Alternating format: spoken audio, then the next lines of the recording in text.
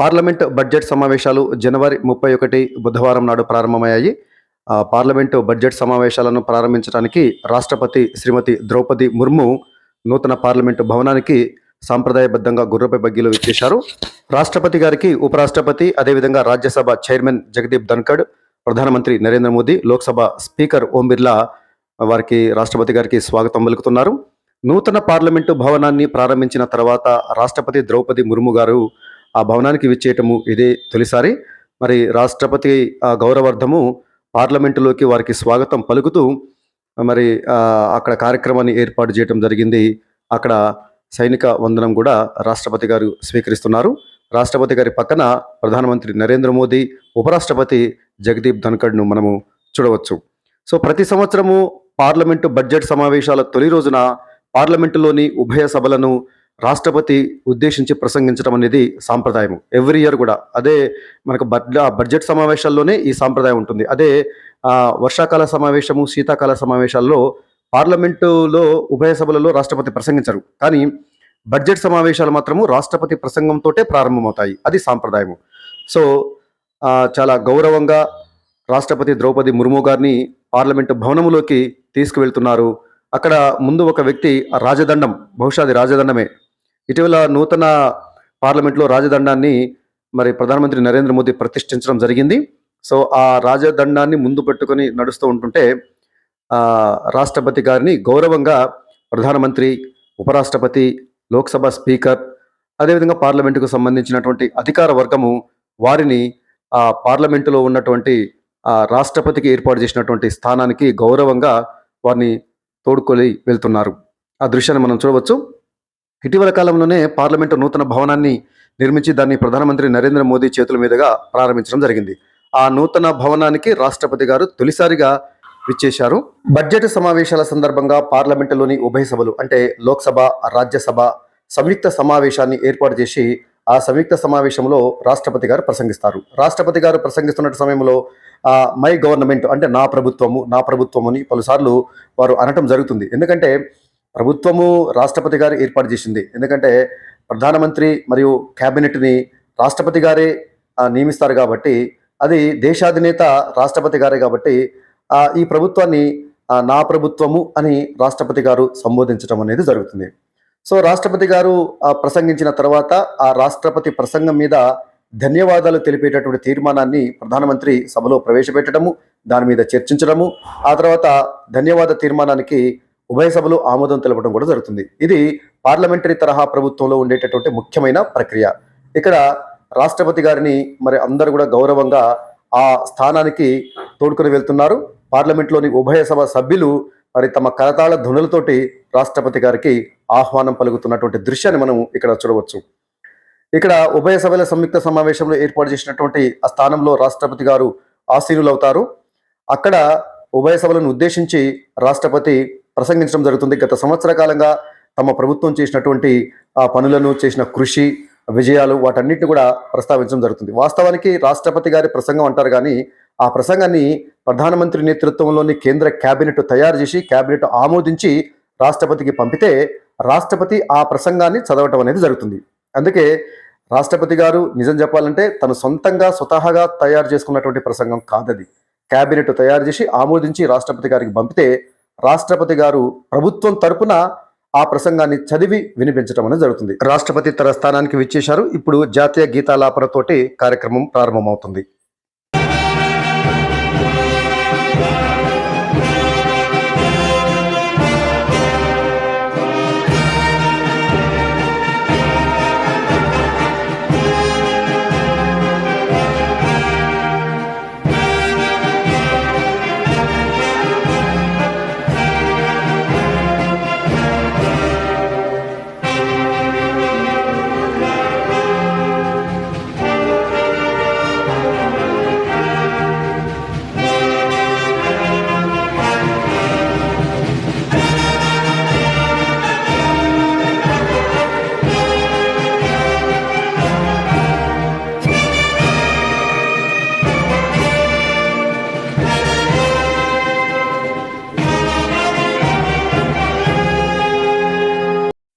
జాతీయ గీతాలాపన ముగిసింది. ఇప్పుడు రాష్ట్రపతి గారి ప్రసంగాన్ని వారి మాటల్లోనే మనము ప్రత్యక్షంగా విందాం. माननीय सदस्यगण, सभी का नमस्कार।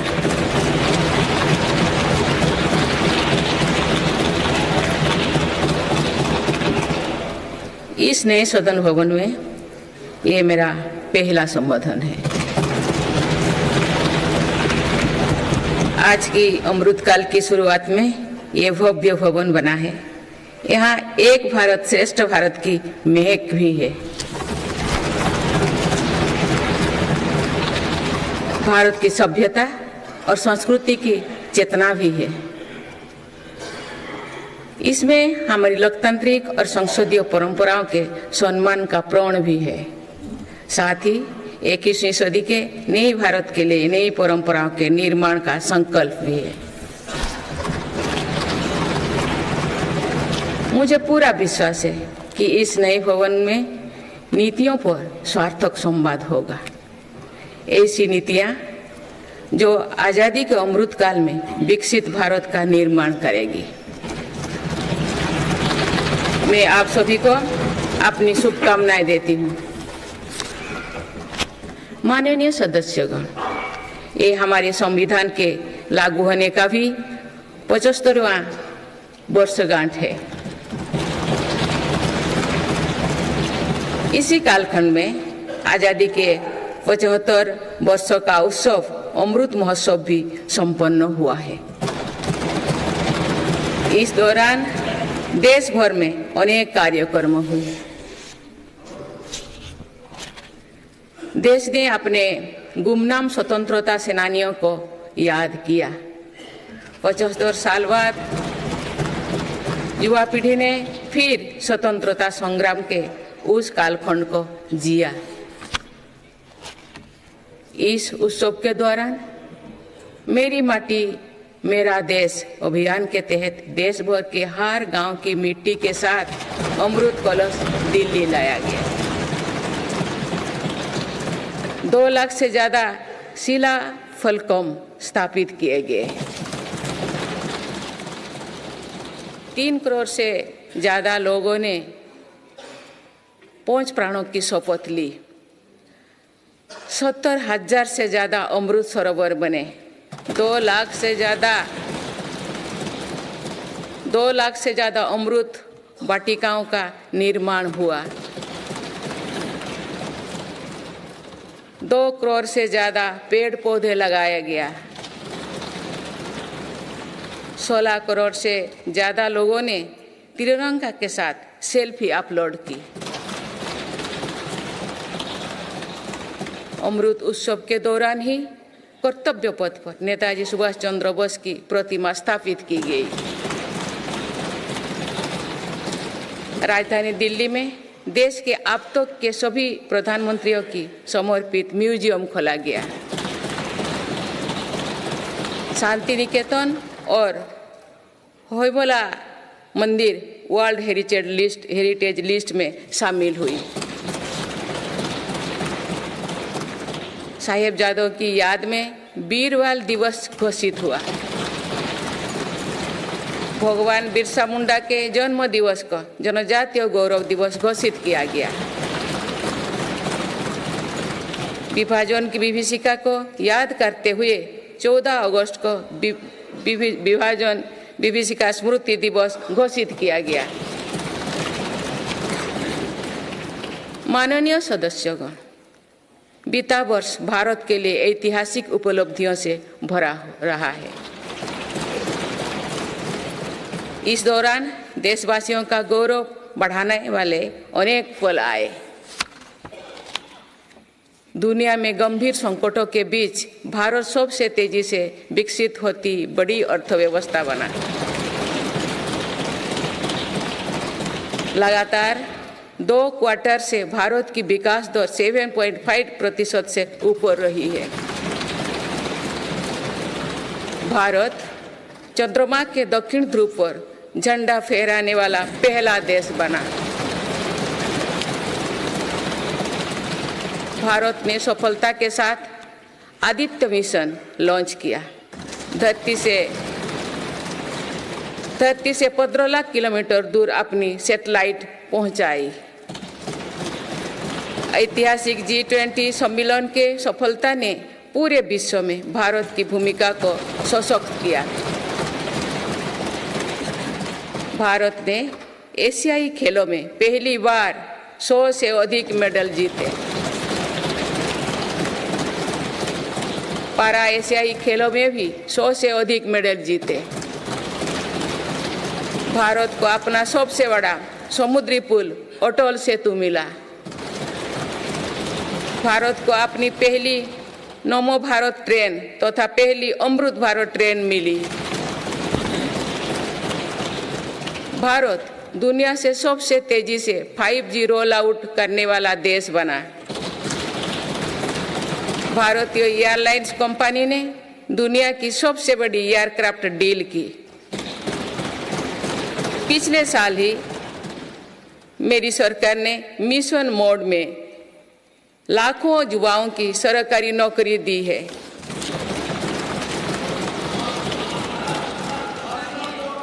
माननीय सदस्यगण, बीते 12 महीने में मेरी सरकार अनेक महत्वपूर्ण विधेयक लेकर भी आए। ये विधेयक आप सभी संसद सदस्यों के सहयोग से आज कानून बन चुके हैं। ये ऐसे कानून हैं जो विकसित भारत के संकल्पों की सिद्धि का मजबूत आधार है। तीन दशक बाद नारी शक्ति बंधन अधिनियम पारित करने के लिए मैं आपकी सराहना करती हूँ।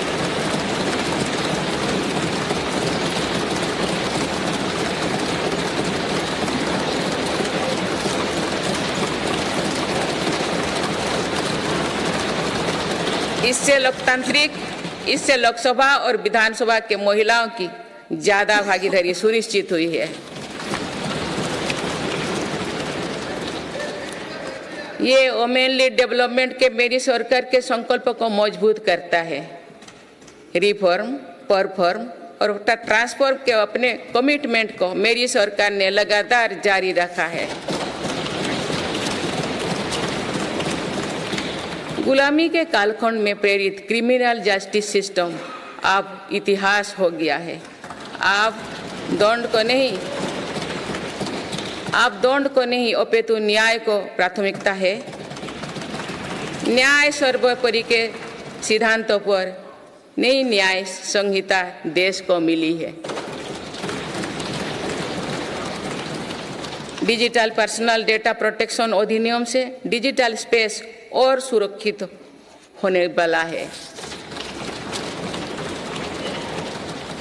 अनुसंधान नेशनल रिसर्च फाउंडेशन अधिनियम से देश में रिसर्च और इनोवेशन को बल मिलेगा। जम्मू और कश्मीर आरक्षण कानून से वहां भी जनजातीय समुदाय को प्रतिनिधित्व का अधिकार मिलेगा। इस दौरान सेंट्रल यूनिवर्सिटी कानून में भी संशोधन किया गया। इससे तेलंगाना में सोरक का सेंट्रल ट्राइबल यूनिवर्सिटी बनने का रास्ता सुगम हुआ। पिछले वर्ष 76 अन्य पुराने कानून को भी हटाया गया है। मेरी सरकार परीक्षाओं में होने वाली गड़बड़ी को लेकर युवाओं की चिंता से अवगत है। इसीलिए ऐसे गलत तरीके को सख्ती के लिए नया कानून बनाने का निर्णय लिया है। माननीय सदस्यगण, कोई भी राष्ट्र तेज गति से तभी आगे बढ़ सकता है जब वो पुराने चुनौतियों का परास्त करते हुए अपने ज्यादा से ज्यादा ऊर्जा भविष्य निर्माण में लगाए। पिछले 10 वर्षों में भारत ने राष्ट्रहित में ऐसे अनेक कार्यों को पूरा होते हुए देखा है जिनका इंतजार देश के लोगों को दशकों से था। राम मंदिर के निर्माण की आकांक्षा सदियों से थी, आज ये सोच हो चुका है।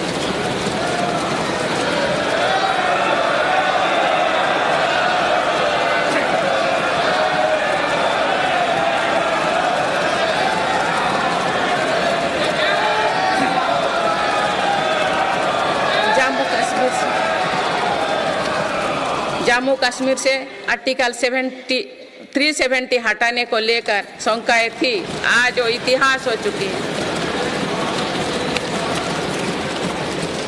इसी संसद ने 3 तलाक के विरुद्ध कड़ा कानून बनाया है। इसी संसद ने हमारे पड़ोसी देशों से आए पीड़ित अल्पसंख्यकों को नागरिक देने वाला कानून बनाया। मेरी सरकार ने वन रैंक वन पेंशन की भी लागू किया, जिसका इंतजार 4 दशकों से था। OROP लागू होने के बाद अब तक पूर्व सैनिकों को लगभग 1 लाख करोड़ रुपए मिल चुकी है। भारतीय सेना में पहली बार चीफ ऑफ डिफेंस स्टाफ की नियुक्ति भी हुई है। माननीय सदस्यगण, उत्कलमणि पंडित गोपबंधु दास की अमर पंक्तियां असीम राष्ट्र प्रेम की भावना का सदा संचार करती है। उन्होंने कहा था, मिशु मोर देह ए देश माटी रे, देशवासी चली जानतु पिठी रे, देशर स्वराज्य पथे जेते गाड़, उरु तही गड़ी मोर मांस हाड़। अर्थात मेरा शरीर इस देह की माटी के साथ मिल जाए, देशवासी मेरी पीठ पर से चलते चल जाए, देश के स्वराज पथ में जितनी भी खाइयां हैं वे मेरी हाड़ मांग से फट जाए।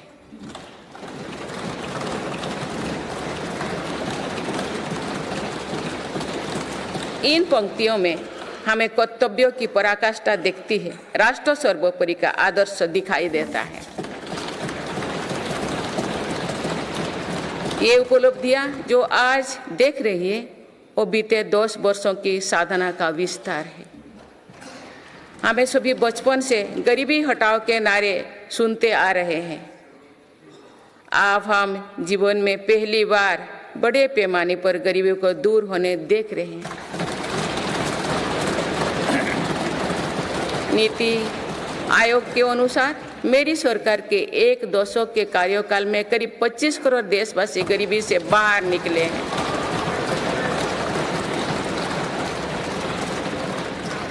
यह है प्रत्येक गरीब में नया विश्वास जगाने वाली बात है। जो 25 करोड़ लोगों की गरीबी दूर हो सकती है तो उसकी भी गरीबी दूर हो सकती है।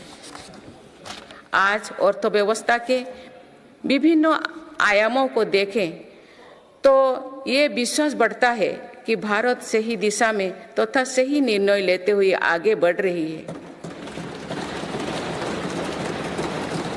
बीते 10 वर्षों में हमने भारत को फ्रेजाइल 5 से निकलकर टॉप 5 इकोनॉमीज में शामिल होते देखा।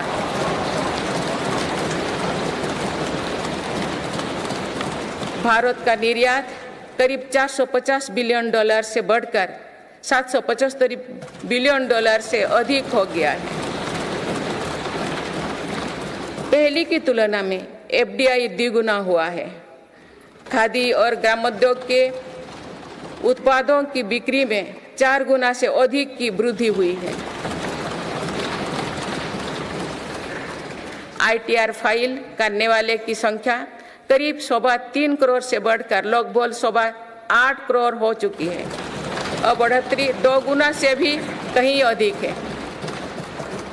1 दशक पहले देश में केवल कुछ 100 स्टार्टअप थे जो आज बढ़कर 1 लाख से अधिक हो गया। साल में 94,000 कंपनियां रजिस्टर हुई थी। पिछले वर्ष ये संख्या 1,60,000 तक पहुंच चुके हैं।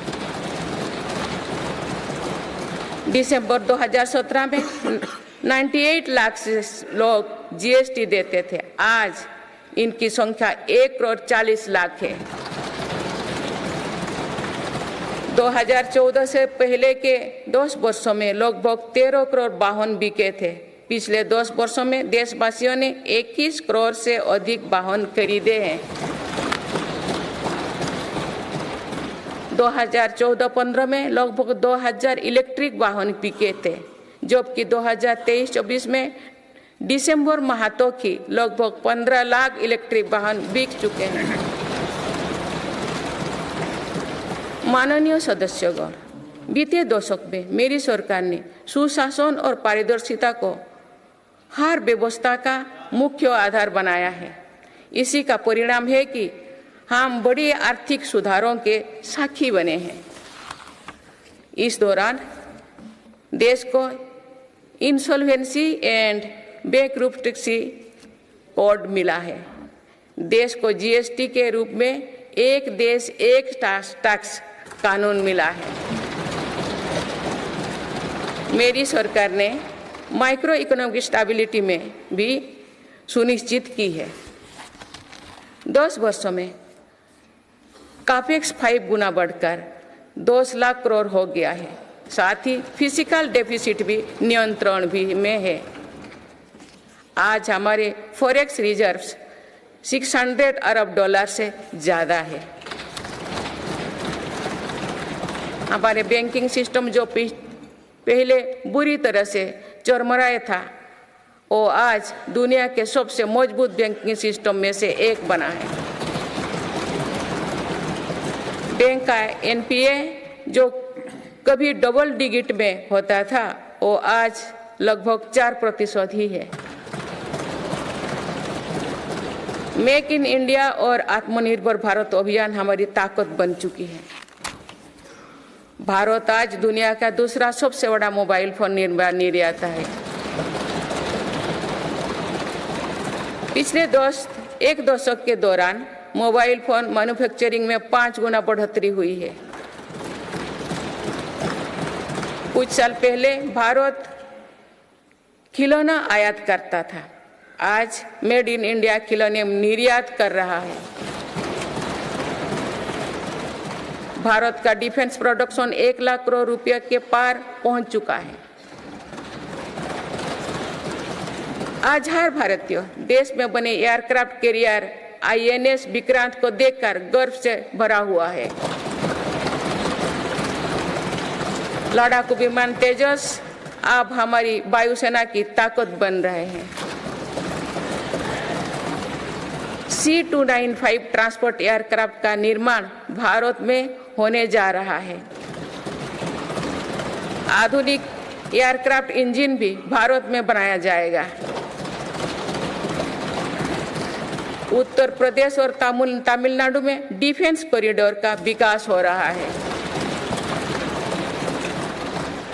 मेरी सरकार ने डिफेंस सेक्टर में निजी क्षेत्रों की भागीदारी सुनिश्चित की है। स्पेस सेक्टर को भी हमारी सरकार ने युवा स्टार्टअप्स के लिए खोल दिया है। माननीय सदस्यगण, मेरी सरकार वेल्थ क्रिएटर का सम्मान करती है तथा भारत के प्राइवेट सेक्टर के सामर्थ्य पर विश्वास करती है। भारत में बिजनेस करना आसान हो, इसके लिए उपयुक्त माहौल रहे, इस पर भी मेरी सरकार लगातार काम कर रही है। ईज ऑफ डूइंग बिजनेस में लगातार सुधार हो रहा है। बीते कुछ वर्षों में 40,000 से ज़्यादा कंप्लायंस को हटाया जा या सरल किया गया है। कंपनीज एक्ट तथा लिमिटेड लायबिलिटी पार्टनरशिप एक्ट में 63 प्रावधानों को अपराध की सूची में बाहर किया गया है। जौन विश्वास अधिनियम द्वारा 183 प्रावधानों को अपराध की श्रेणी से बाहर किया गया है। अदालत के बाहर विवादों को सौहार्दपूर्ण समाधान हेतु मध्यस्थता पर कानून बनाया गया है। वन और पर्यावरण विभाग से क्लियरेंस मिलने में जहां 600 दिन लगते थे, वहां आज 75 दिन से भी कम समय लगता है। फेसलेस असेसमेंट योजना से टैक्स व्यवस्था में और पारदर्शिता आई है। माननीय सदस्यगण, हमारे एमएसएमई सेक्टर को भी रिफॉर्म्स का बहुत अधिक लाभ हो रहा है। आप अवगत है कि हमारे एमएसएमईज में आज करोड़ों देशवासी काम कर रहे हैं।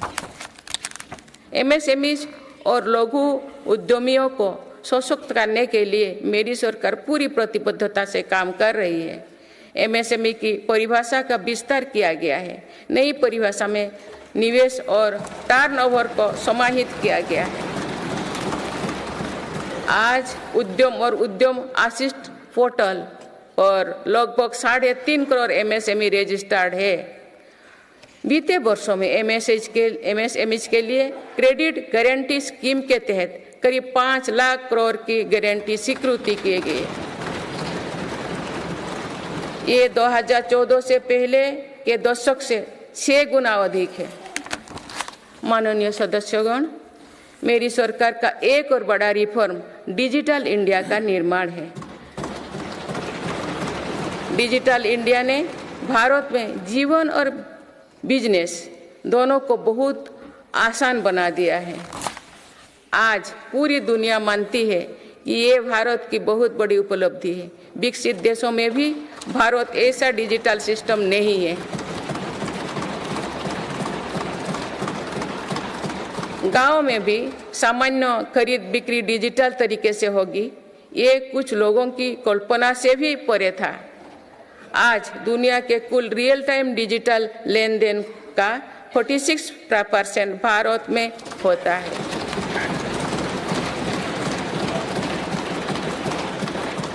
पिछले महीने यूपीआई से रिकॉर्ड 1200 करोड़ ट्रांजैक्शन हुई है। इसके तहत 18 लाख करोड़ रुपया का रिकॉर्ड लेन देन हुआ है। दुनिया के दूसरे देश भी आज यूपीआई से ट्रांजैक्शन की सुविधा दे रही है। डिजिटल इंडिया के कारण बैंकिंग आसान हुई है और लेन देन भी सरल हुआ है। जनधन आधार मोबाइल की त्रिशक्ति से भ्रष्टाचार पर लगाम लगने में मदद मिली है। मेरी सरकार अब तक 34 लाख करोड़ रुपया डीबीटी से ट्रांसफर कर चुके हैं। जनधन आधार मोबाइल के कारण करीब 10 करोड़ फर्जी लाभार्थी सिस्टम से बाहर किए गए हैं। इससे 3.25 लाख करोड़ रुपया गलत हाथों में जाने से बचे हैं। डिजी लॉकर की सुविधा भी जीवन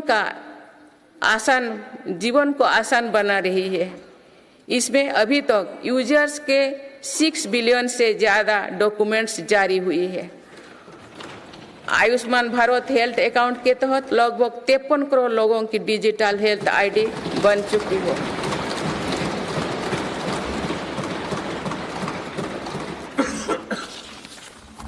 माननीय सदस्यगण, डिजिटल के साथ साथ फिजिकल इंफ्रास्ट्रक्चर पर भी रिकॉर्ड निवेश हुई है। आज भारत में ऐसा इंफ्रास्ट्रक्चर बन रहा है जिसका सपना हर भारतीय देखता था। पिछले 10 वर्षों के दौरान गांवों में 4.25 लाख किलोमीटर नई सड़कें बने हुए हैं। नेशनल हाईवे की लंबाई 90,000 किलोमीटर से बढ़कर 1,40,000 किलोमीटर हुई है। 4 लेन नेशनल हाईवे की लंबाई 2.5 गुना बढ़ी है। हाई स्पीड कॉरिडोर की लंबाई 500 किलोमीटर थी, जो आज 4,000 किलोमीटर है। एयरपोर्ट की संख्या 74 से 2 गुना बढ़कर 149 हो चुकी है। देश के बड़े बंदरगाह पर कार्गो हैंडलिंग कैपेसिटी 2 गुना हो गई है। ब्रॉडबैंड इस्तेमाल करने वालों की संख्या में 14 गुना बढ़ोतरी हुई है। देश को लगभग 2 लाख गांव पंचायत को ऑप्टिकल फाइबर से जोड़ा जा चुका है। 4 लाख से अधिक कॉमन सर्विस सेंटर भी खुले हैं, जो रोजगार का बड़ा माध्यम बने हैं। देश में 10,000 किलोमीटर गैस पाइपलाइन भी बढ़ाई गई है। One nation one power grid से बिजली की व्यवस्था में सुधार हुआ है। One nation one gas grid से गैस आधारित अर्थव्यवस्था को बल मिल रहा है। सिर्फ 5 शहरों तक सीमित मेट्रो की सुविधा आज 20 शहरों में है। 25,000 किलोमीटर से ज्यादा रेलवे ट्रैक बिछाई गई। ये कोई विकसित देश के कुल रेलवे ट्रैक की लंबाई से भी ज्यादा है। भारत रेलवे के 100% इलेक्ट्रिफिकेशन के बहुत निकट है। इस दौरान भारत में पहली बार सेमी हाई स्पीड ट्रेन शुरू हुई है। आज 39 से ज्यादा रोड्स पर वंदे भारत ट्रेन चल रही है। अमृत भारत स्टेशन योजना के तहत 1300 से ज्यादा रेलवे स्टेशनों का कायाकल्प हो रहा है।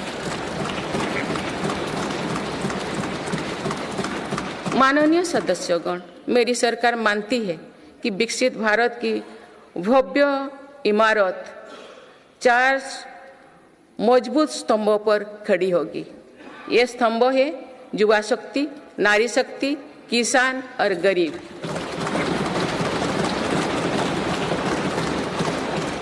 देश के हर हिस्से, हर समाज में इन सभी की स्थिति और सपने एक जैसे ही है।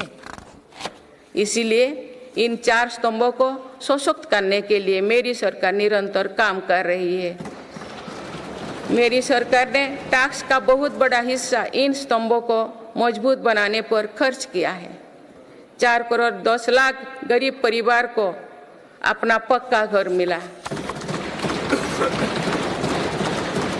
इस पर लगभग 6 लाख करोड़ रुपया खर्च किए गए। लगभग 11 करोड़ ग्रामीण परिवारों तक पहली बार पाइप से पानी पहुंचा है। इस पर 4 लाख करोड़ रुपया खर्च किया जा रहे हैं। हाल ही में 10 करोड़ उज्ज्वला के गैस कनेक्शन पूरी हुई है। आज इन लाभार्थी बहनों को बहुत सस्ती गैस भी दी जा रही है। इस पर भी सरकार द्वारा 2.5 लाख करोड़ रुपया खर्च किए गए हैं। कोरोना काल से ही 80 करोड़ देशवासियों को मुफ्त राशन दिया जा रहा है।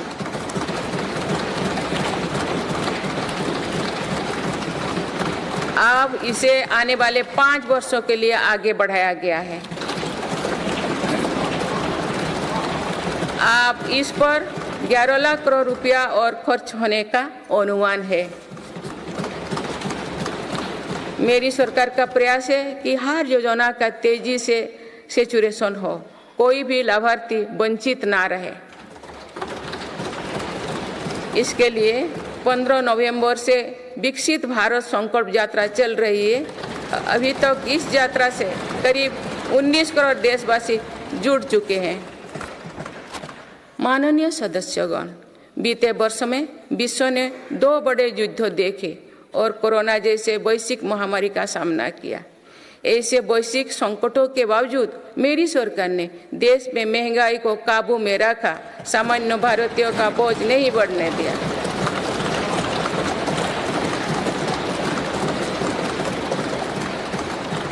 - 2014 से पहले के 10 वर्षों में औसत महंगाई दर 8% से अधिक थी। पिछले दशकों में औसत महंगाई दर 5% रही। मेरी सरकार का प्रयास रहा है कि सामान्य देशवासी की जेब में अधिक से अधिक बचत कैसे हो। पहले भारत में 2 लाख रुपये की आय पर टैक्स लग जाता था। आज भारत में 7 लाख रुपये तक की आय पर भी टैक्स नहीं लगता। टैक्स छूट और रिफॉर्म्स के कारण भारत के टैक्स पेयर्स को 2 साल में करीब 2.5 लाख करोड़ रुपया की बचत हुई है। आयुष्मान योजना के अलावा भी केंद्र सरकार विभिन्न हॉस्पिटल्स में मुफ्त इलाज की सुविधा देती है। इससे देश के नागरिकों के 3.5 लाख करोड़ रुपया खर्च होने से बचे हैं।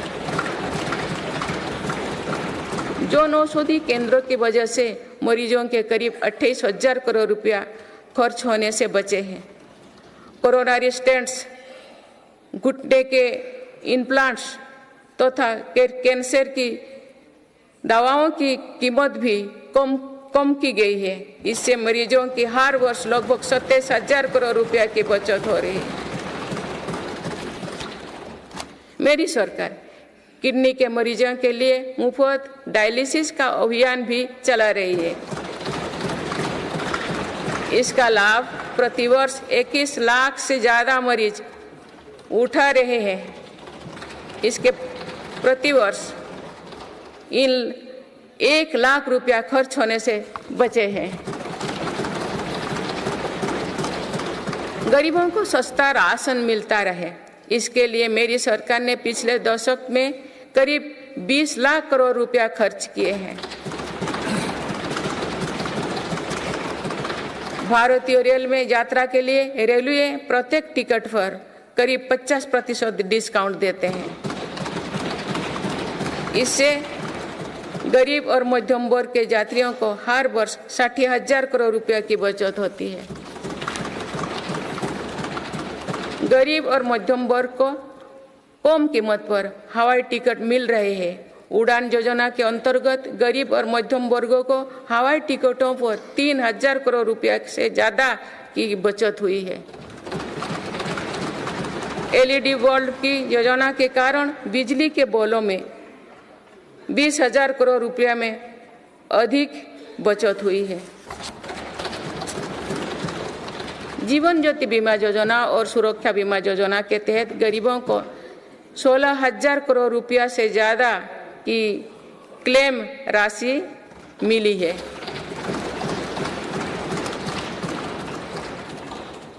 माननीय सदस्यगण, नारी शक्ति का सामर्थ्य बढ़ाने के लिए मेरी सरकार हर स्तर पर काम कर रही है। इस वर्ष की गणतंत्र दिवस परेड भी नारी शक्ति के लिए समर्पित थी।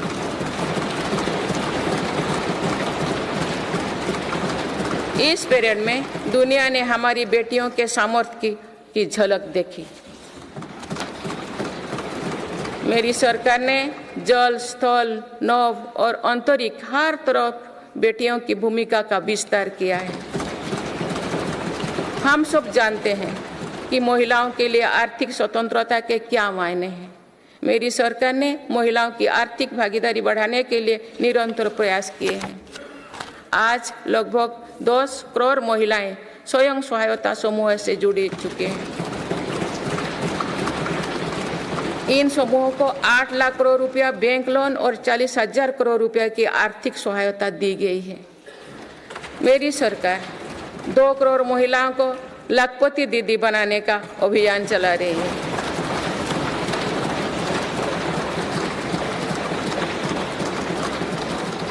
नमो ड्रोन दीदी योजना के तहत समूहों को 15,000 ड्रोन उपलब्ध कराए जा रहे हैं। मातृत्व अवकाश 12 सप्ताह से बढ़ाकर 26 सप्ताह करने से देश की लाखों महिलाओं को बहुत मदद मिली है। मेरी सरकार ने महिलाओं की पहली बार सशस्त्र बलों में परमानेंट कमीशन दिया गया है। पहली बार सैनिक स्कूलों और राष्ट्रीय रक्षा अकादमी में महिला कैडेट्स के प्रवेश दिया गया है। आज महिलाएं फाइटर पायलट भी है और नौसेना के जहाज को भी पहली बार कमांड कर रहे हैं। मुद्रा योजना के तहत जो 40 करोड़ से ज़्यादा लोन दिए गए हैं, उनमें करीब 31 करोड़ से ज़्यादा लोन महिलाओं को मिली है। इस योजना से लाभ लेकर करोड़ों महिलाओं ने स्वरोजगार शुरू किए हैं। माननीय सदस्यगण, मेरी सरकार आज खेती को अधिक लाभकारी बनाने पर बल दे रही है। हमारा ये प्रयास है कि खेती में लागत कम हो और लाभ अधिक हो। मेरी सरकार ने पहली बार 10 करोड़ से अधिक छोटे किसानों को भी देश की कृषि नीति और योजना में प्रमुखता दी है। पीएम किसान सम्मान निधि के तहत अब तक 2,80,000 करोड़ रुपया किसानों को मिल चुके हैं।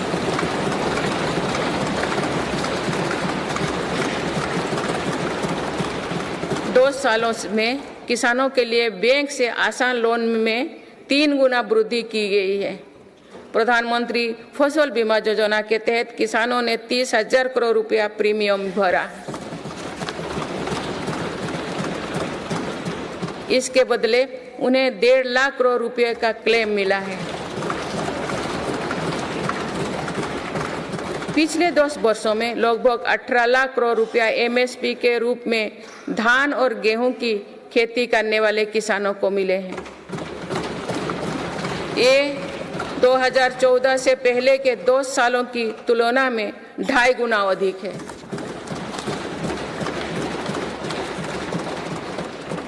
पहले तिलहन और दलहन फसलों की सरकारी खरीदी नहीं की बराबर थी। पिछले दशकों में तिलहन और दलहन की खेती करने वाले किसानों को एमएसपी के रूप में 1.25 लाख करोड़ रुपया मिले हैं।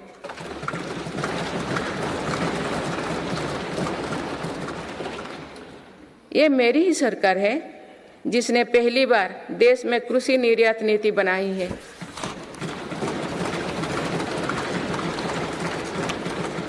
इससे एग्रीकल्चर एक्सपोर्ट 4 लाख करोड़ रुपया तक पहुंचा है। किसानों को सस्ती खाद मिले, इसके लिए 10 सालों में 11 लाख करोड़ रुपया से अधिक खर्च किए गए हैं। मेरी सरकार ने 1.25 लाख से ज्यादा प्रधानमंत्री किसान समृद्धि केंद्र स्थापित किए हैं। अभी तक लगभग 8,000 किसान उत्पादक संघ एफपीओ बनाए जा चुके हैं। मेरी सरकार कृषि में सहकारिता को बढ़ावा दे रहे हैं। इसके लिए देश में पहली बार सहकारिता मंत्रालय बनाया गया है। सरकारी क्षेत्र में दुनिया की सबसे बड़ी अनाज भंडारण योजना शुरू की गई है। जिन गांव में सहकारी समितियां नहीं है, वहां 2 लाख समितियां बनाई जा रही है। मत्स्य पालन क्षेत्र में 38,000 करोड़ रुपया से अधिक की योजनाएं चलाई जा रही है, जिसके कारण मत्स्य उत्पादन पिछले 2 साल में 95 लाख मीट्रिक टन से बढ़कर 175 लाख मीट्रिक टन यानी लगभग 2 गुना हो गया है। इनलैंड फिशरीज का उत्पादन 61 लाख मीट्रिक टन से बढ़कर 131 लाख मीट्रिक टन हो गया है। मत्स्य पालन क्षेत्र में निर्यात भी 30,000 करोड़ रुपया से बढ़कर 64,000 करोड़ रुपया तक यानी 2 गुनी से ज्यादा बढ़ा है। देश में पहली बार पशुपालकों और मछुआरों को किसान क्रेडिट कार्ड का लाभ दिया गया है। पिछले दशकों में प्रति व्यक्ति दूध उपलब्धता 40% बढ़ी है। पशुओं को खुरपका और मुंहपका बीमारियों से बचाने के लिए पहली बार मुफ्त टीकाकरण अभियान चल रहा है। अब तक 4 चरणों में 50 करोड़ से ज्यादा टीका पशुओं की दिए जा चुके हैं। माननीय सदस्यगण, जनकल्याण की ये जितनी भी योजनाएं हैं, ये सुविधाएं भर नहीं है। इसका देश के नागरिकों के पूरे जीवन चक्र पर सकारात्मक असर पड़ रहा है। विभिन्न सरकारी और गैर सरकारी संस्थाओं द्वारा मेरी सरकार की योजनाओं के प्रभावों का अध्ययन किया गया है। इसके परिणाम बहुत ही प्रभावकारी है और गरीबी से लड़ रहे दुनिया के हर देश को प्रेरित कर रहने वाले हैं। बीते वर्षों में विभिन्न संस्थाओं के अध्ययन में सामने आया है कि 11 करोड़ शौचालयों के निर्माण और खुले में शौच बंद होने से अनेक बीमारियों की रोकथाम हुई है। इससे शहरी क्षेत्र के हर गरीब परिवार को इलाज पर प्रति वर्ष 60,000 रुपया तक की बचत हो रही है। पाइप से शुद्ध पेयजल मिलने से भी प्रतिवर्ष लाखों बच्चों की जान बच रही है। पीएम आवास योजना पर हुई अध्ययन के अनुसार पक्के घर से परिवार की सामाजिक प्रतिष्ठा और गरिमा बढ़ी है। पक्के घर में बच्चों की पढ़ाई बेहतर हुई है और ड्रॉप आउट की दर में कमी आई है। प्रधानमंत्री सुरक्षित मातृत्व अभियान के वजह से आज देश में 100% संस्थागत प्रसव हो रही है।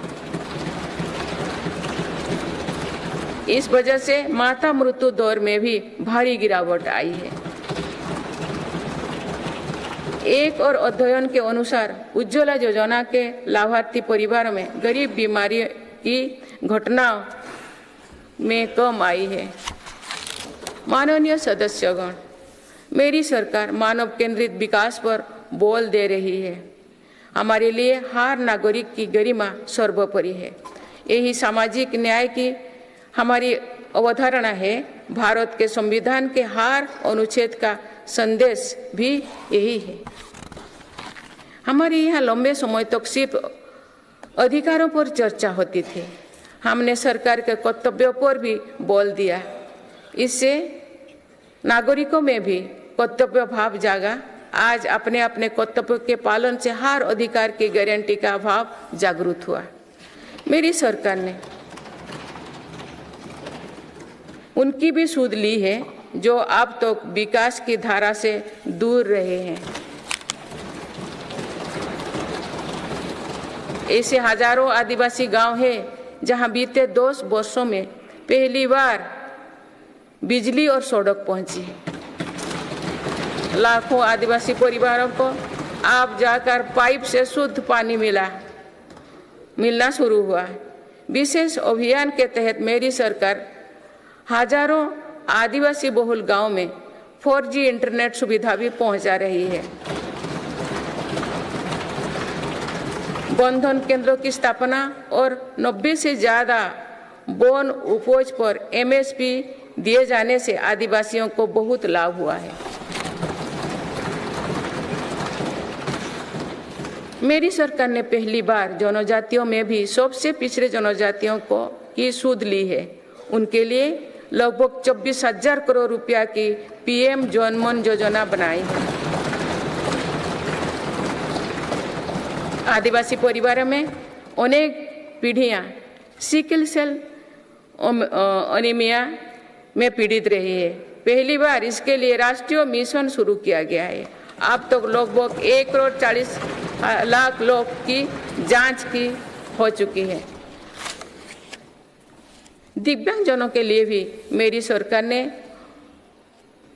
सुगम्य भारत अभियान चलाए हैं। साथ ही भारतीय सांकेतिक भाषा में पाठ्य पुस्तकें उपलब्ध कराई है। ट्रांसजेंडर को समाज में सम्मानजनक स्थान दिलाने और उनके अधिकारों के संरक्षण हेतु भी कानून बनाए हैं।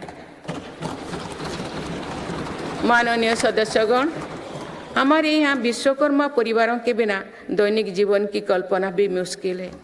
ये परिवार पीढ़ी दर पीढ़ी अपने कौशल को आगे बढ़ाते हैं, लेकिन सरकारी मदद के अभाव में हमारी विश्वकर्मा साथी बुरी स्थिति से गुजर रहे थे। मेरी सरकार ने ऐसे विश्वकर्मा परिवार को भी सुध ली है।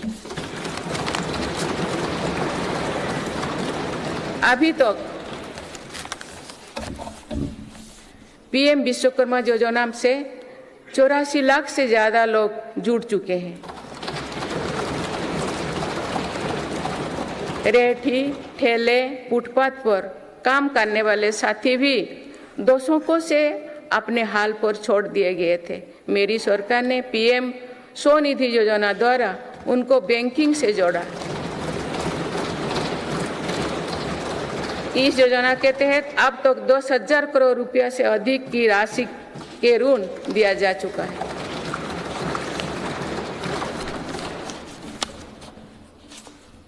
सरकार ने इन पर भरोसा करते हुए बिना कोलेटरल के ऋण दिया। इस भरोसे के मजबूत करते हुए अधिकांश लोगों ने ऋण भी वापस किया है। अगली किस्त का भी लाभ उठाया है।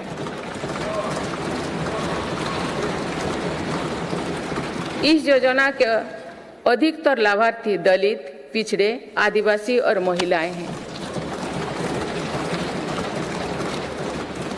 माननीय सदस्यगण, सबका साथ, सबका विकास, सबका विश्वास और सबका प्रयास के मंत्र पर चल रही मेरी सरकार समाज के हर वर्ग को उचित अवसर देने में जुटी है। पहली बार सामान्य वर्ग के गरीबों को आरक्षण की सुविधा दी गई है। मेडिकल में ग्रेजुएशन और पोस्ट ग्रेजुएशन के लिए ओबीसी के केंद्रीय कोटे के तहत दाखिली में 27% आरक्षण सुनिश्चित किया गया है। राष्ट्रीय पिछड़ा बोर्ड आयोग को संवैधानिक दर्जा दिया गया है। मेरी सरकार ने बाबा साहेब आम्बेडकर से जुड़े 5 स्थानों को पंचतीर्थ के रूप में विकसित किया। आज देश भर में आदिवासी स्वतंत्रता सेनानियों के लिए समर्पित 10 संग्रहालय बनाया जा रहा है।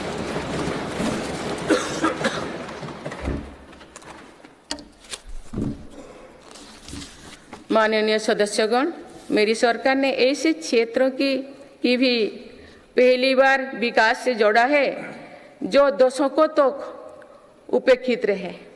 हमारी सीमाओं से सटे गांवों को देश का अंतिम गांव माना जाता था। मेरी सरकार ने उन्हें देश का पहला गांव बनाया।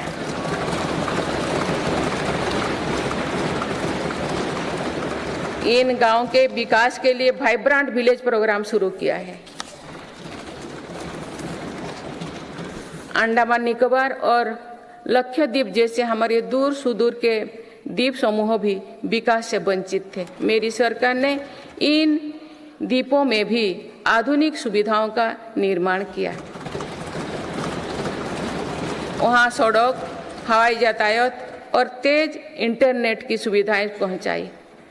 कुछ सप्ताह पूर्व ही लक्षद्वीप को भी अंडर वाटर ऑप्टिकल फाइबर से जोड़ा गया है। इससे स्थानीय लोगों के साथ ही पर्यटकों को भी सुविधा होगी। मेरी सरकार द्वारा आकांक्षा जिला कार्यक्रम के तहत देश के 100 से अधिक जिलों में विकास का प्राथमिकता दी गई है। इस कार्यक्रम की सफलता को देखते हुए मेरी सरकार ने आकांक्षा ब्लॉक कार्यक्रम भी शुरू किया है। इससे देश के उन ब्लॉक्स में विकास पर विशेष जोर दिया जा रहा है जो पीछे छूट गए हैं। माननीय सदस्यगण, मेरी सरकार आज पूरी सीमा पर मॉडर्न इंफ्रास्ट्रक्चर बना रही है। एक काम बहुत पहले ही प्राथमिकता के आधार पर हो जाना चाहिए था। आतंकवाद हो या विस्तारवाद, हमारी सेनाएं आज जैसे को तैसा की नीति के साथ जवाब दे रही है।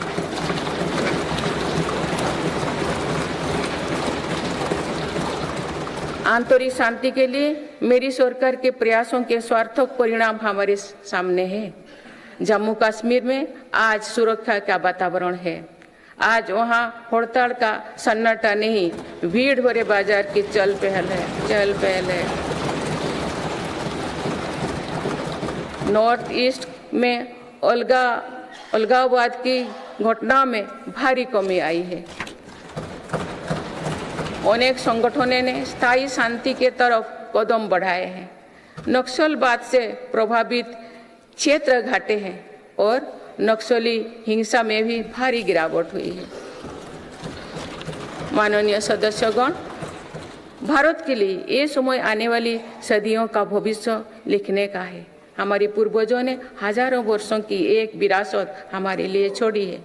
अपने पूर्वजों की सौगातों का आज भी हम बड़े गौरव के साथ याद करते हैं। आज की पीढ़ी को भी ऐसा विरासत बनानी है जो सदियों तक याद रखी जाए। इसीलिए मेरी सरकार आज एक बड़े विजन पर काम कर रही है। इस विजन में आने वाले 5 वर्षों का कार्यक्रम भी है। इसमें आने वाले 25 साल का रोड मैप भी है। हमारे लिए विकसित भारत सिर्फ आर्थिक समृद्धि तक सीमित नहीं है,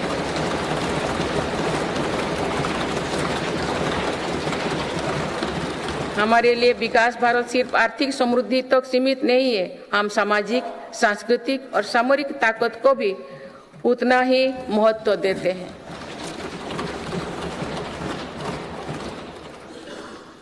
इनके बिना विकास और आर्थिक समृद्धि स्थायी नहीं रह सकती है।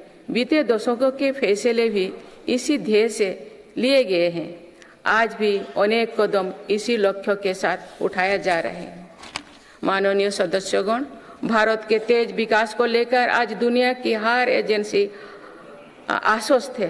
राष्ट्रीय और अंतर्राष्ट्रीय एजेंसी जो भी आकलन कर रहे हैं, उनका आधार भारत की नीतियां हैं। इंफ्रास्ट्रक्चर में रिकॉर्ड निवेश और पॉलिसी रिफॉर्म निवेशकों का विश्वास और बढ़ा रहा है। पूर्ण बहुमत वाली स्थिर और मजबूत सरकार के लिए भारतीयों का संकल्प भी दुनिया को नया भरोसा दे रहे हैं।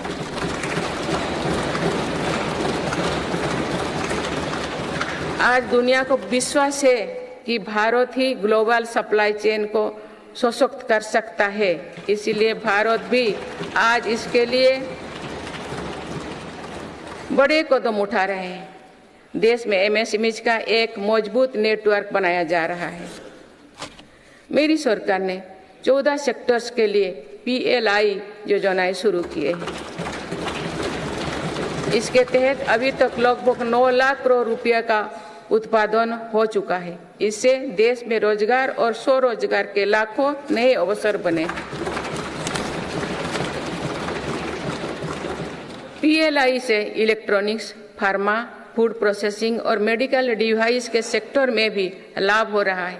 मेडिकल डिवाइस से जुड़े दर्जनों प्रोजेक्ट्स में उत्पादन शुरू हो चुका है। मेरी सरकार ने देश में 3 बल्क ड्रग पार्क भी बनाए हैं। माननीय सदस्यगण, आज मेड इन इंडिया एक ग्लोबल ब्रांड बन चुका है। मेक इन इंडिया को लेकर आज दुनिया आकर्षित हो रही है। आत्मनिर्भर भारत के लक्ष्य को दुनिया समझ रही है। आज दुनिया भर की कंपनियां भारत में नए सेक्टर्स को लेकर उत्साहित है। सेमीकंडक्टर सेक्टर में हो रहा निवेश इसका उदाहरण है। सेमीकंडक्टर सेक्टर से इलेक्ट्रॉनिक्स और ऑटोमोबाइल सेक्टर को भी बहुत लाभ होगा। मेरी सरकार आज ग्रीन मोबिलिटी को बहुत प्रोत्साहित दे रही है। बीते कुछ सालों में ही देश में लाखों इलेक्ट्रिक वाहनों का निर्माण हुआ है। अब तो हम भारत में ही बड़े हवाई जहाज की मैन्युफैक्चरिंग के लिए भी कदम बढ़ा चुके हैं। आने वाले समय में मैन्युफैक्चरिंग सेक्टर्स में करोड़ों नए रोजगारों का सृजन होगा। माननीय सदस्यगण, विश्व में आज ऐसे उत्पादों को विशेष मांग है जो पर्यावरण के अनुकूल है। इसलिए मेरी सरकार जीरो इफेक्ट जीरो डिफेक्ट पर बल दे रही है। आज ग्रीन एनर्जी पर हमारा बहुत फोकस है। 2 वर्षों में नॉन फॉसिल फ्यूल पर आधारित ऊर्जा क्षमता 81 गीगावाट से बढ़कर 188 गीगावाट हो चुके हैं। इस दौरान सोलर पावर कैपेसिटी में 26 गुना बढ़ोतरी हुई है। इसी तरह विंड पावर कैपेसिटी 2 गुनी हो चुकी है। रिन्यूएबल एनर्जी इंस्टॉल कैपेसिटी की दृष्टि से हम दुनिया में 4थे नंबर पर हैं। विंड पावर कैपेसिटी में भी हम 4थे नंबर पर हैं। सोलर पावर कैपेसिटी में हम 5वें नंबर पर हैं। भारत में 2030 तक अपनी स्थापित क्षमता का 50% नॉन फॉसिल फ्यूल में से भरा करने का लक्ष्य रखा है। बीते 10 वर्षों में 11 नए सोलर पार्क बन चुके हैं। 9 सोलर पार्क्स पर आज काम चल रहा है। कुछ दिन पहले ही घर की छत पर सोलर एनर्जी उपलब्ध कराने के लिए एक नई योजना घोषित की गई है।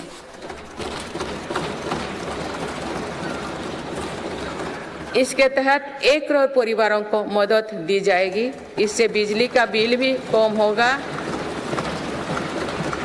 और अतिरिक्त बिजली की खरीद विद्युत बाजारों में की जाएगी। परमाणु ऊर्जा के क्षेत्र में भी बहुत तेजी से काम किया जा रहा है। मेरी सरकार ने 10 नए परमाणु ऊर्जा संयंत्रों को स्वीकृति दी है।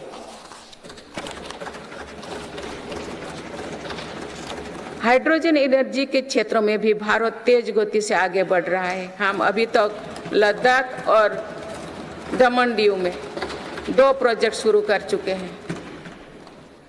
मेरी सरकार ने इथेनॉल के क्षेत्र में अभूतपूर्व काम किया है। देश 12% इथेनॉल ब्लेंडिंग का लक्ष्य हासिल कर चुका है।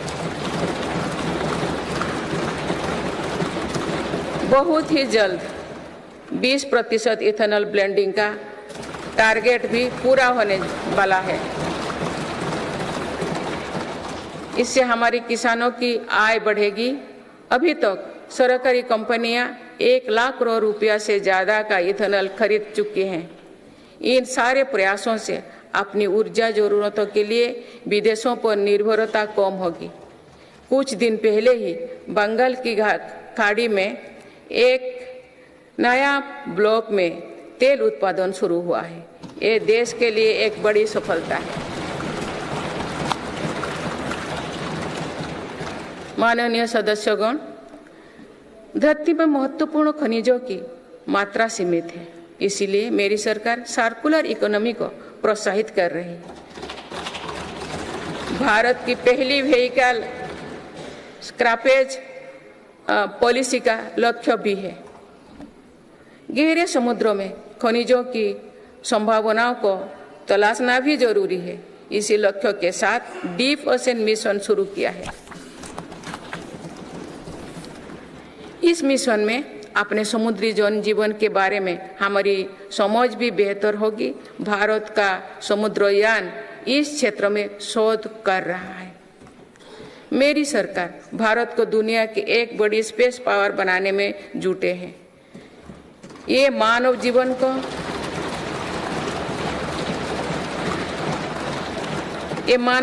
को बेहतर बनाने का एक माध्यम है। साथ ही ये स्पेस इकोनॉमी में भारत की हिस्सेदारी बढ़ाने का भी प्रयास है। भारत के स्पेस प्रोग्राम के विस्तार के लिए महत्वपूर्ण फैसला लिए गए हैं। इसके कारण अनेक नए स्पेस स्टार्टअप्स बने हैं। अब वो दिन दूर नहीं है जो भारत का गगनयान स्पेस में जाएगा।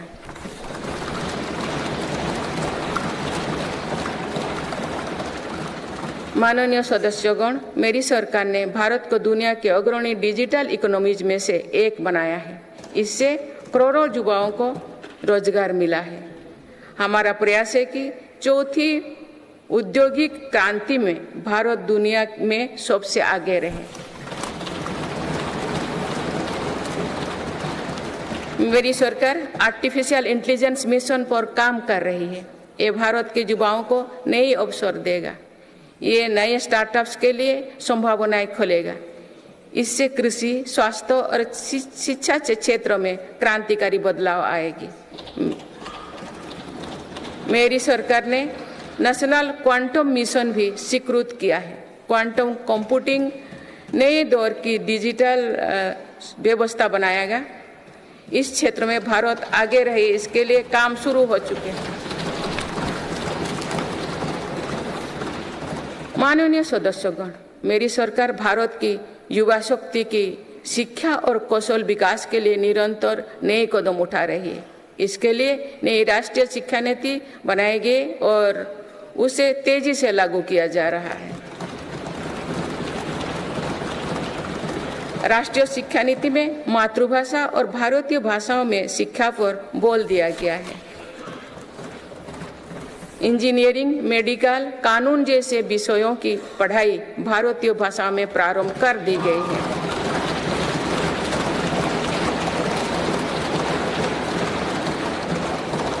स्कूली शिक्षा में गुणवत्ता लाने के लिए मेरी सरकार 14,000 से अधिक पीएम श्री विद्यालयों पर काम कर रही है।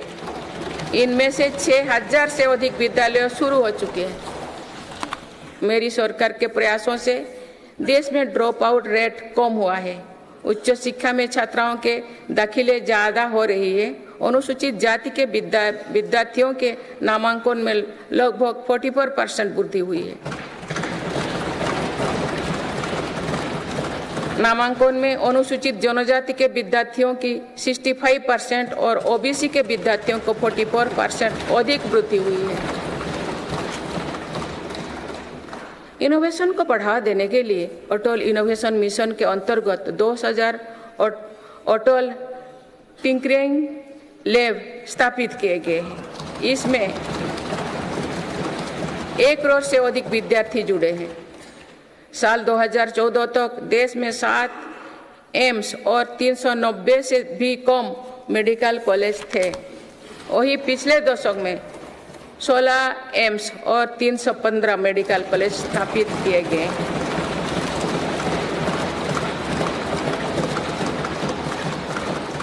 157 नर्सिंग कॉलेज स्थापित किए जा रहे हैं।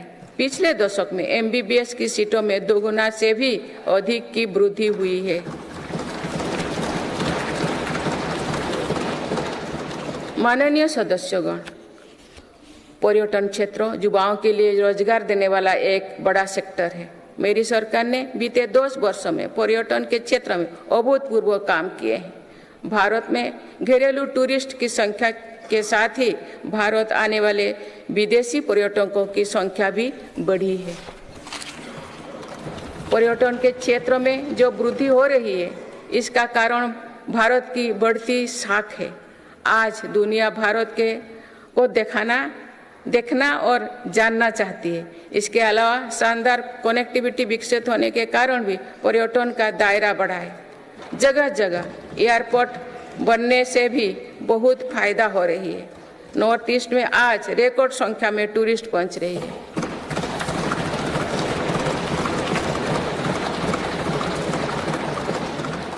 अंडमान निकोबार और लक्षद्वीप को लेकर उत्साह चरम पर है।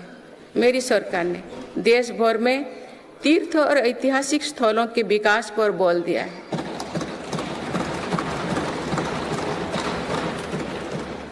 इससे अब भारत में तीर्थ यात्रा आसान हुई है। वही दुनिया भी भारत में हेरिटेज टूरिज्म को लेकर आकर्षित हो रही है। बीते 1 वर्ष में 8.5 करोड़ लोग काशी गए हैं।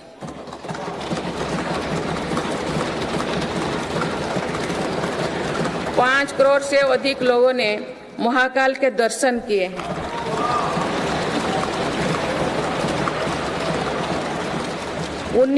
उन्नीस लाख से अधिक लोगों ने केदार धाम की यात्रा की है।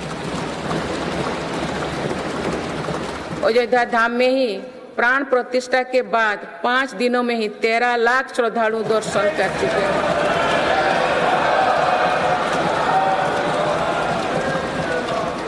पूर्व पश्चिम उत्तर दक्षिण भारत के हर हिस्से में तीर्थ स्थलों पर सुविधाओं का अभूतपूर्व विस्तार हो रहा है। मेरी सरकार भारत को मीटिंग और प्रदर्शनी से जुड़े सेक्टर में भी अग्रणी बनाना चाहती है।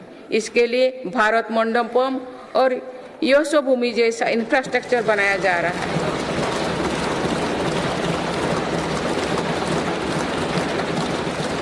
आने वाले समय में टूरिज्म रोजगार का एक बहुत बड़ा माध्यम बनेगा। माननीय सदस्यगण, देश की युवा शक्ति को कौशल और रोजगार से जोड़ने के लिए हम स्पोर्ट्स इकोनॉमी को मजबूत कर रहे हैं। मेरी सरकार ने खेलों और खिलाड़ियों को अभूतपूर्व मदद दी है। आज भारत एक बहुत बड़ी खेल शक्ति बनने की ओर अग्रसर हो रहे हैं।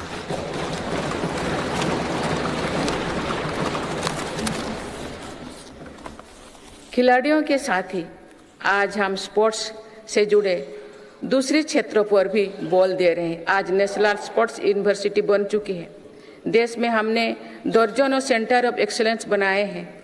इससे स्पोर्ट्स को एक प्रोफेशन के रूप में चुनने का अवसर युवाओं को मिलेगा।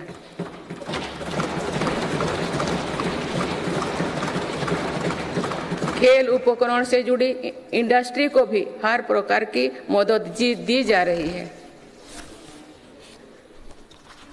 बीते 10 वर्षों में भारत ने अनेक खेलों से जुड़े इंटरनेशनल स्पोर्ट्स इवेंट्स का शानदार आयोजन किया। देश के युवाओं में कर्तव्यबोध और सेवा भाव का विस्तार करने के लिए मेरा युवा भारत संगठन बनाया गया है। अभी तक इस संगठन से लगभग 1 करोड़ युवा जुड़ चुके हैं। माननीय सदस्यगण, संक्रमण काल में एक मजबूत सरकार होने का क्या मतलब होता है, ये हमने देखा है। बीते 3 वर्षों से पूरी दुनिया में उथल-पुथल मची हुई है। दुनिया के अलग अलग हिस्सों में दरार पड़ गए हैं। इस कठिन दौर में मेरी सरकार ने भारत को विश्व मित्र के रूप में स्थापित किया है।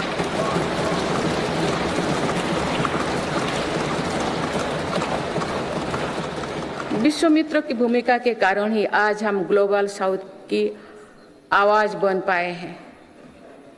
बीते 10 वर्षों में एक और पुरानी सोच को बदला गया है। पहले डिप्लोमेसी से जुड़े कार्यक्रम को दिल्ली के गलियारे तक ही सीमित रखा जाता था।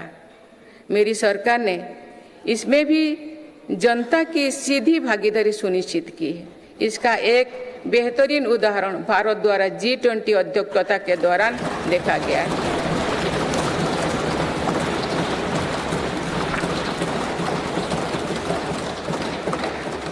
भारत ने G20 को जिस प्रकार जनता से जोड़ा, वैसा पहले कभी नहीं था। देश भर में हुए कार्यक्रम के जरिए भारत के वास्तविक सामर्थ्य से दुनिया का परिचय हुआ।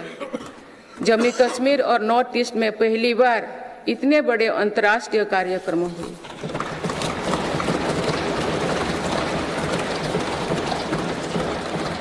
पूरी दुनिया ने भारत में हुए ऐतिहासिक G20 सम्मेलन की प्रशंसा की।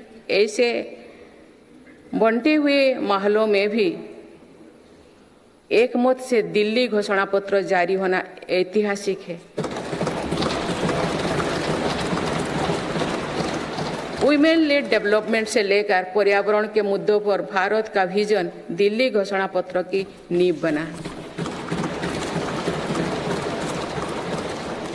हमारे प्रयासों से G20 में अफ्रीकन यूनियन के स्थायी सदस्यता को भी सराहा गया है। इसी सम्मेलन के दौरान Bharat middle east Europe corridor के निर्माण की घोषणा हुई है। ये कॉरिडोर भारत के सामुद्रिक सामर्थ्य को और सशक्त करेगा। ग्लोबल बायोफ्यूल अलायंस का लॉन्च होना भी बहुत बड़ी घटना है। इस प्रकार के कदम वैश्विक समस्याओं के समाधान में भारत की भूमिका का विस्तार कर रहे हैं। माननीय सदस्यगण, मेरी सरकार ने वैश्विक विवादों और संघर्षों के इस दौरे में भी भारत के हितों को मजबूती से दुनिया के सामने रखा है। भारत की विदेश नीति का दायरा आज अतीत की विदेशों से कहीं आगे बढ़ चुका है। आज भारत अनेक वैश्विक संगठनों का सम्मानित सदस्य है। आज आतंकवाद के खिलाफ भारत दुनिया के एक प्रमुख आवाज है।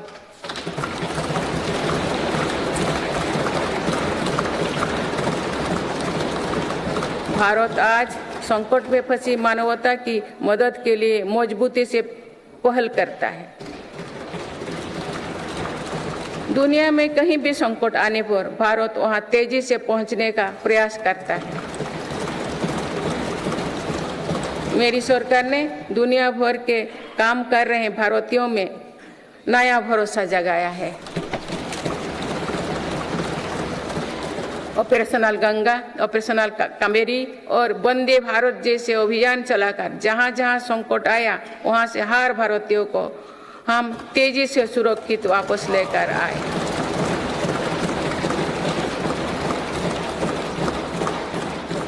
मेरी सरकार ने योग, प्राणायाम और आयुर्वेद की भारतीय परंपरा को पूरी दुनिया तक पहुंचाने के लिए निरंतर प्रयास किए। पिछले वर्ष संयुक्त राष्ट्र संघ के मुख्यालय में 135 देशों की प्रतिनिधित्व ने एक साथ योग किया।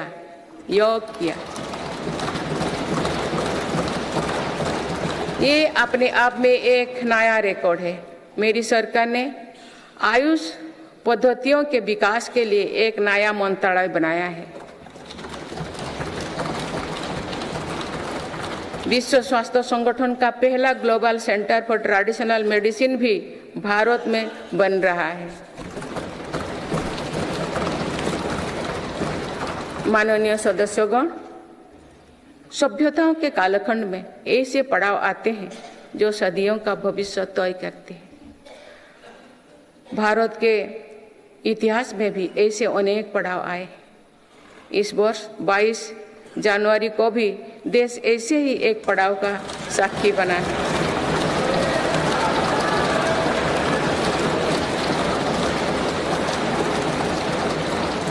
सदियों की प्रतीक्षा के बाद अयोध्या में रामलला अपने भव्य मंदिर में विराजमान।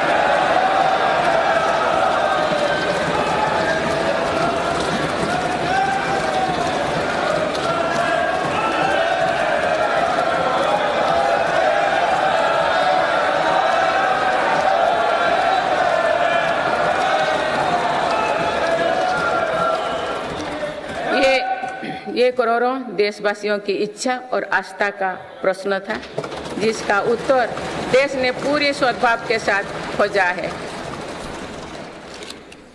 माननीय सदस्यगण, आप सभी करोड़ों भारतीयों की आकांक्षाओं के प्रतिनिधि हैं।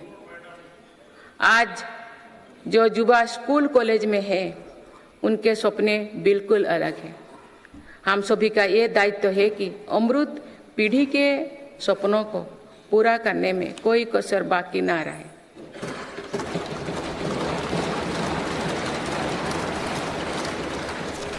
विकसित भारत हमारी अमृत पीढ़ी के सपनों को साकार करेगा। इसलिए हम सभी को एक साथ मिलकर संकल्पों की सिद्धि के लिए जुड़ना होगा।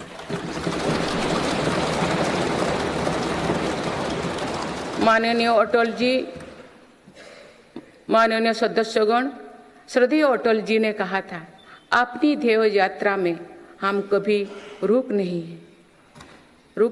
हैं। अपनी ध्येय यात्रा में हम कभी रुके नहीं, किसी चुनौती के सम्मुख कभी झुके नहीं।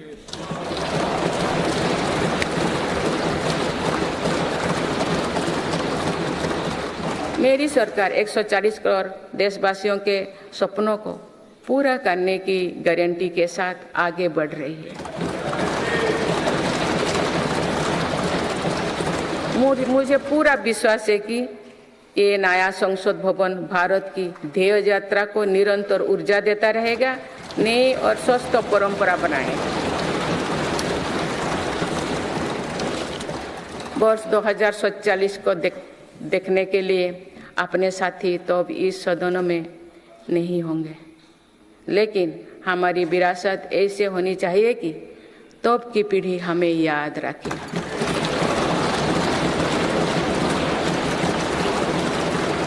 आप सभी को बहुत बहुत शुभकामनाएं। धन्यवाद। जय हिंद, जय भारत। ఇప్పటి వరకు రాష్ట్రపతి గారు తమ ప్రసంగాన్ని హిందీలో చేశారు కదా. రాష్ట్రపతి గారి ప్రసంగంలోని ముఖ్యమైనటువంటి అంశాలను ఉపరాష్ట్రపతి మరియు రాజ్యసభ చైర్మన్ అయినటువంటి జగదీప్ ధన్కర్ గారు ఇంగ్లీష్ లో రాష్ట్రపతి ప్రసంగంలోని కొన్ని ముఖ్యమైనటువంటి అంశాలను సభ్యులకు చదివి వినిపిస్తున్నారు.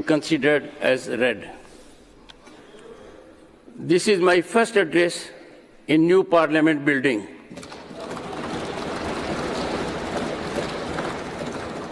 This magnificent building has been constructed at the beginning of Azadi Ka Amrit Kal. I am confident that this new building will be witness to productive dialogue on policies that will shape the development of Viksit Bharat, the Amrit Kal of our independence. I extend my best wishes to all of you. Honorable members, this year is also the 75th year of adoption of our Constitution. It was during the Amrit Mahotsav that a statue of Netaji Subhash Chandra Bose was installed on Kartavya Path. Veer Bal Divas was declared in the memory of Sahibzade. Birth anniversary of Bhagwan Birsa Munda was declared as Janjatiya Gaurav Divas. India became the first country to hoist its flag on the southern pole of the moon. India got its largest sea bridge, the Atal Setu. India got its first Namo Bharat train and the first Amrit Bharat train. I appreciate all of you for having enacted the Nari Shakti Vandan Adhiniyam after a wait of 3 decades. This has paved the way for ensuring greater participation of women in the Lok Sabha and legislative assemblies. The criminal justice system rooted in the era of slavery is now history. Honorable members, for centuries there was an aspiration to construct the Ram Mandir. Today it is a reality. There were doubts regarding the removal of Article 370 from Jammu and Kashmir. Those are now history. Today we have forex reserves in excess of $600 billion US. Today, India is the world's second largest producer of mobile phones. Today, every Indian feels proud on seeing the country's indigenous aircraft carrier INS Vikrant. Another significant reform of my government is the creation of Digital India. Digital India has made life and business much easier in India.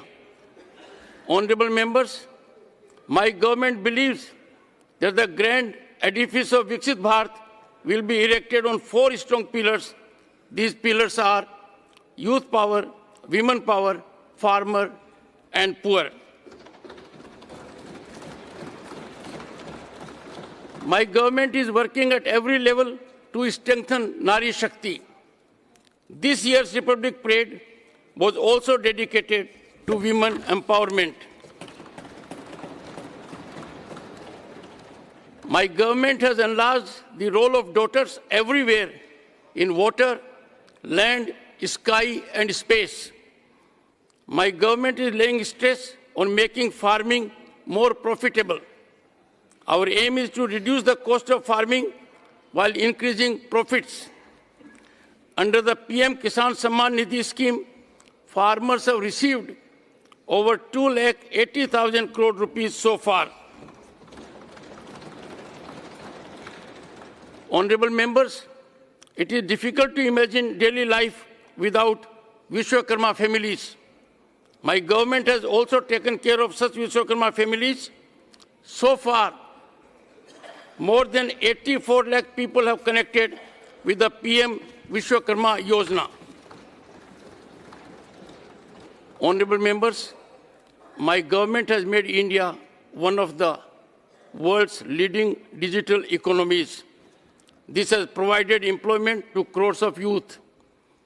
My government is continuously taking new initiatives for the education and skill development of India's youth.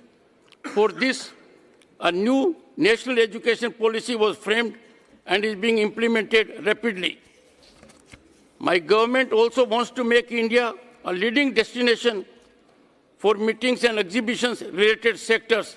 For this, facilities like Bharat Mandapam, Yashobhumi have been created. In near future, tourism will become a major source of employment. Honorable members, the way India connected G20 with the public was unprecedented. The whole world appreciated the historic G20 summit held in India. Even in this era of global disputes and conflicts, My government has firmly placed India's interests before the world.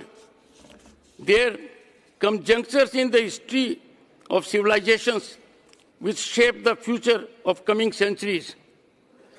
This year, on January 22, the country witnessed a similar epochal moment.